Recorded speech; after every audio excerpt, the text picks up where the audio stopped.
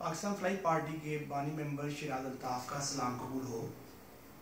ہمارے فیس بک کے دوست نکاش احمد جو پاکستان فلائی پارٹی کے سپورٹر بھی ہیں اور خیر خواہ بھی ہیں، ان کا شکریہ کہ انہوں نے توجہ دلائی میری ایک ہفتہ پہلے اس چیز کی طرف کہ 17 لاکھ استاد ہیں، ٹیچرز ہیں، اساتذہ ہیں جن کو شدید مالی بحران کا مسئلہ اور شکار سامنا ہے۔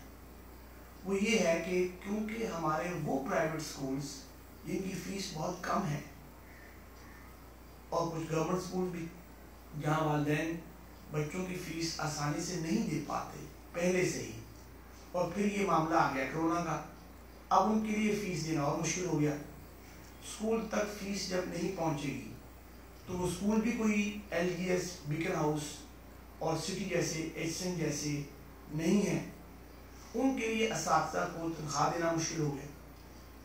جب اساتذہ کو تنخواہ نہ ملی اور نہیں مل رہی پچھلے 2-3 ماہ سے، تو ان کے لیے گھر کی روزی روٹی چلانا مزید مشکل ہو گیا۔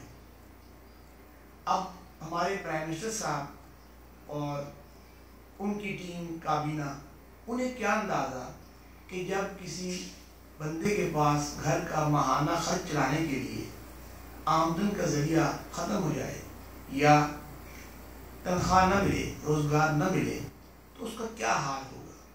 وہ بجلی کا بل، گیس کا بل، راشن، پانی، دودھ، بچوں کے کپڑے، دوائی، ضروریات کیسی پوری کرے۔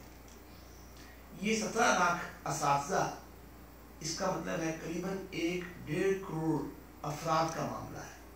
یہ کوئی چھوٹا معاملہ نہیں ہے۔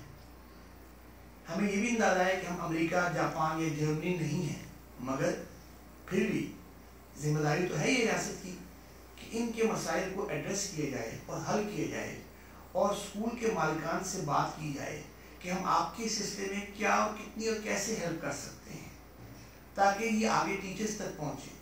اساتذہ وہ معمار ہیں ہماری اس قوم کے کہ جرمن چانسلر نے ججز، انجینئرز، ڈاکٹرز سے کہا کہ میں آپ کی تنخواہ اساتذہ سے زیادہ کیسے کر دوں، کیونکہ یہ ہماری قوم کے معمار ہے، مگر ہمیں شاید اس کا احساس نہیں۔